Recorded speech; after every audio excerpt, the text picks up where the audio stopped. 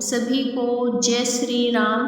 तो आज का जो वीडियो है वो परशुराम जी के ऊपर है कि परशुराम जी कौन थे और परशुराम जी ने क्षत्रियों को 21 बार पृथ्वी से विहीन क्यों किया, पृथ्वी से रहित क्यों किया। तो वीडियो को फुल वॉच करिएगा तभी पता चलेगा, और वीडियो अच्छा लगे तो please like share and subscribe करिएगा।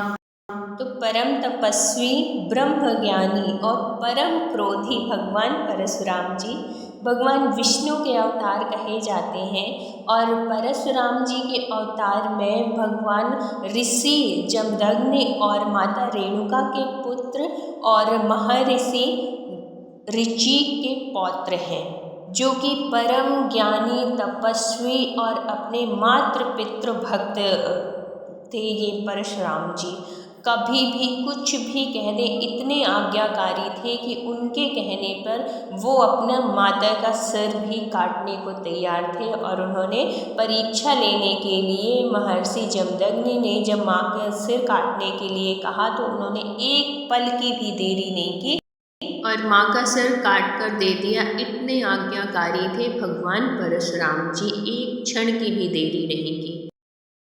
जब परशुराम सभी शास्त्रों में पारंगत हो गए तो एक दिन उन्होंने अपने पिता से कहा, पिताश्री, मैं शास्त्रों के अध्ययन के उपरांत अस्त्र शस्त्र विद्या का भी संपूर्ण ज्ञान अर्जित करना चाहता हूँ। महर्षि जमदग्नि ने परशुराम की बात को ध्यानपूर्वक सुना तथा कुछ देर तक सोच विचार करने के बाद बोले, पुत्र, तुम्हारा कथन सर्वथा उचित है। पृथ्वी लोक पर शांति स्थापित करने के लिए तथा सज्जनों की दुष्ट एवं आसुरी प्रवृत्तियों से रक्षा के लिए अस्त्र शस्त्र का ज्ञान होना भी नितांत आवश्यक माना गया है। पुत्र, इसके अलावा मैं तुम्हें यह भी बता देना चाहता हूँ कि साधारण अस्त्र शस्त्रों के द्वारा प्रबल शत्रुओं का मुकाबला कर पाना पूर्णतः असंभव होता है। यदि तुम अपने प्रबल शत्रुओं का विरोध पाना ही चाहते हो तो पहले देवादिदेव महादेव की उपासना करो, उनकी भक्ति करो, उनको प्रसन्न करो। आज तक संसार में जितने भी संहारक अस्त्र शस्त्र हैं उनके स्वामी महादेव शंकर ही कहलाते हैं। यह विद्या तुम्हें उन्हीं से प्राप्त करनी चाहिए। आज्ञाकारी परशुराम ने पिता के आदेश का पालन करने में विलंब न किया, अपने पिता को प्रणाम किया तथा उनका आशीर्वाद पाकर वन को चल दिए। वन में पहुंचकर एक निर्जन स्थान पर उन्होंने आसन जमाया और श्रद्धा भक्ति के साथ भगवान शंकर का ध्यान करने लगे। तपोवन में उन्हें भगवान शिव की आराधना करते हुए अनेक कष्टों का सामना करना पड़ा। उन्हें कंदमूल, फल तथा वृक्षों के पत्ते आदि का सेवन करके ही वक्त गुजारना पड़ा था। परशुराम जी की भगवान शिव के प्रति अपार श्रद्धा थी। उनका साक्षात्कार एवं आशीर्वाद पाने के लिए वे बड़े से बड़ा कष्ट सहने को भी तैयार थे।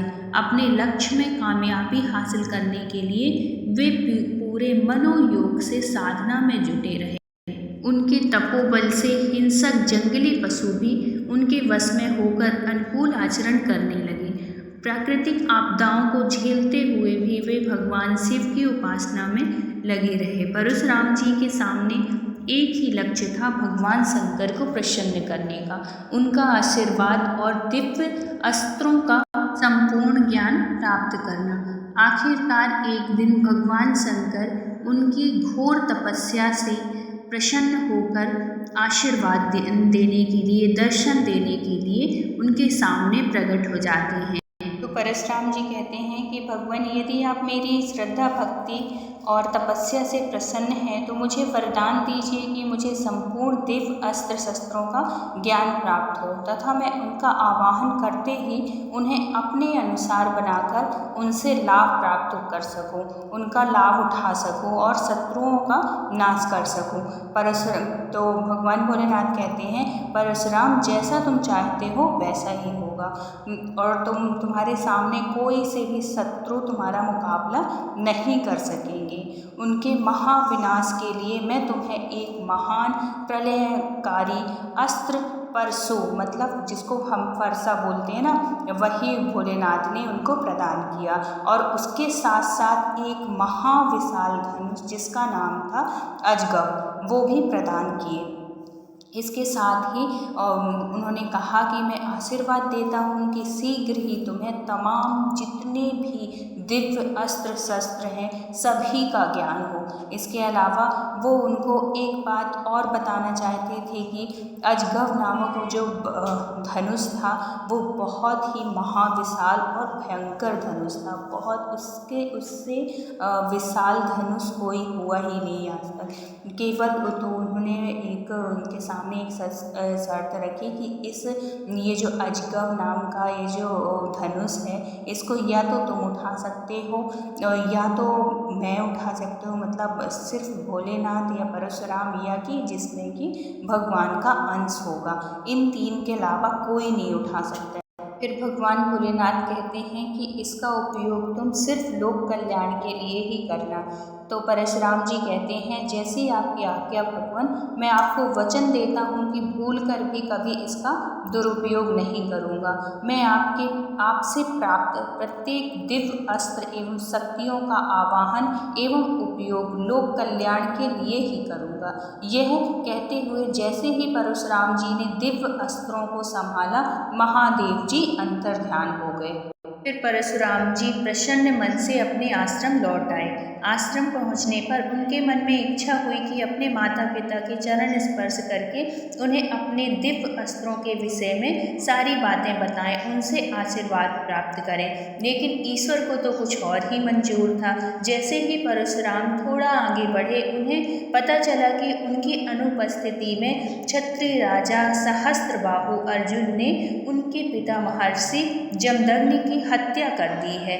उन्होंने अपनी माता को पति की याद में रोते बिलखते देखा तो उन्हें अपार कष्ट हुआ। अपने पिता की मौत की बात सुनते ही परशुराम जी की क्रोध का ठिकाना न रहा, क्रोधाग्नि भड़क उठी। उस वक्त जो भी व्यक्ति परशुराम जी को क्रोध की मुद्रा में देखता, यही सोचता कि शीघ्र ही क्षत्रिय कुल का महाविनाश हो जाएगा।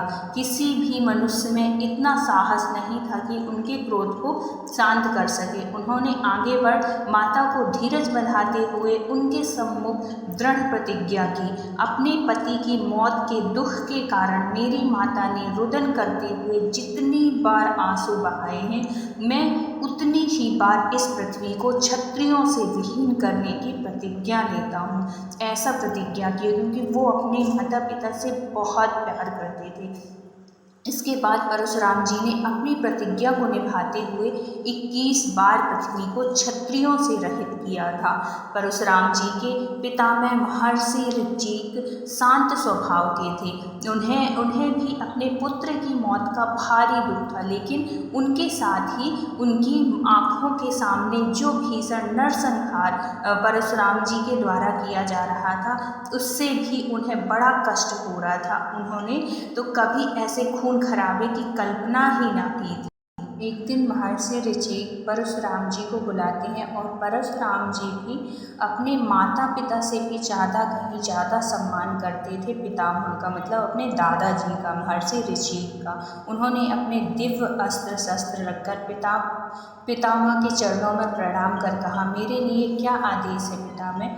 पुत्र तो महर्षि ऋषि कहते हैं, पुत्र मैं जानता हूँ तुम बाल्यकाल से ही माता पिता के आज्ञाकारी रहे हो।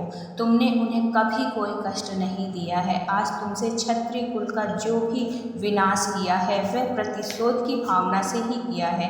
पिता की मौत पर सभी को दुख होता है, लेकिन दुखों के निवारण सिर्फ शत्रुओं का बदला लेकर ही नहीं होता, उसके लिए कुछ अन्य जिम्मेदारियां भी निभानी पड़ती हैं। तो फिर परशुराम जी कहते हैं, मैं अपार शोक को सहन न कर सका था, इसलिए मेरे मन में शत्रुओं के प्रतिशोध लेने की भावना भड़क उठी थी। कोई मामूली सा क्षत्रिय मेरे अनुपस्थिति में मेरे ही पिता की हत्या कर जाए, मैं कैसे शांत रह सकता था पितामह? महर्षि ऋषि परशुराम जी को बहुत समझाते हैं और कहते हैं कि अब तुम्हें इस खूनी खेल को बंद कर देना चाहिए। तुम्हें अपने पिता की अंत्येष्टि करनी चाहिए। ऐसा करने पर ही उनकी आत्मा को शांति प्राप्त होगी। यह एक ऐसा दायित्व है जिसका निर्वाह अन्य कोई नहीं कर सकता। यह आवश्यक कार्य तुम्हें ही करना होगा। परशुराम जी का क्रोध पितामह के समझाने पर पूरी तरह शांत हो जाता है। उन्होंने विधि विधान के साथ अपने पिता महर्षि जमदग्नि का अंतिम संस्कार किया। इस भीषण नरसंहार के बाद परशुराम जी का क्रोधी स्वभाव भी बदल चुका था। अपने पितामह के उपदेशों का उन पर काफ़ी अच्छा प्रभाव पड़ा था। वे किसी एकांत स्थान में जाकर ईश्वर की भक्ति करना चाहते थे। उनके सामने तपोवन में जाने से पूर्व एक समस्या थी कि भगवान शंकर के द्वारा दिए गए महाविशाल एवं भयंकर धनुष अजगव को कहाँ रखा जाए। उन दिनों मिथिला के राजा जनक अपनी धार्मिक एवं त्यागमयी प्रवृत्ति के कारण तीनों लोकों में विख्यात थे। वे काम, क्रोध, लोभ एवं मोह के सर्वथा दूर थे। धर्म एवं सदाचार के पालन में वे सदैव अडिग थे। उन्होंने राजा जनक के सामने जाकर अपने अजगव नामक धनुष सौंपते हुए कहा, राजन, मैं जानता हूँ कि आप क्षत्रिय होते हुए भी उदार, धर्मप्रिय तथा सदाचारी हैं, अतः मैं यह धनुष आपको सौंपता हूँ। इस प्रकार राजा जनक को अजगव नामक धनुष सौंपकर परशुराम जी तपोवन के लिए चल दिए। परशुराम जी की बातों को राजा जनक ने बड़े गौर से सुना व याद किया। राजा जनक ने जब अपनी पुत्री सीता को विवाह के योग्य देखा तो सोचा कि क्यों न सीता का विवाह उस राजकुमार से किया जाए जिसमें ईश्वर का अंश हो। इसके लिए उन्होंने सीता के स्वयंवर में यह शर्त रख दी थी कि सीता का विवाह उसी व्यक्ति से होगा जो कि भगवान शिव के धनुष अजगव की प्रत्यंचा चढ़ाए। इस कहानी से हमें यह शिक्षा मिलती है कि अत्यधिक क्रोध विनाश का कारण बनता है और बाद में नरसंहार की ग्लानि से ही पीछा छुड़ाने के लिए ही परशुराम जी वन में तपस्या करने के लिए गए थे, सब कुछ छोड़ के। तो अगर वीडियो अच्छा लगा हो तो please like, share and subscribe करिएगा। मिलते हैं किसी नेक्स्ट वीडियो के साथ, तब तक अपना ख्याल रखिए, अपनों का ख्याल रखिए। जय श्री कृष्णा, राधे राधे।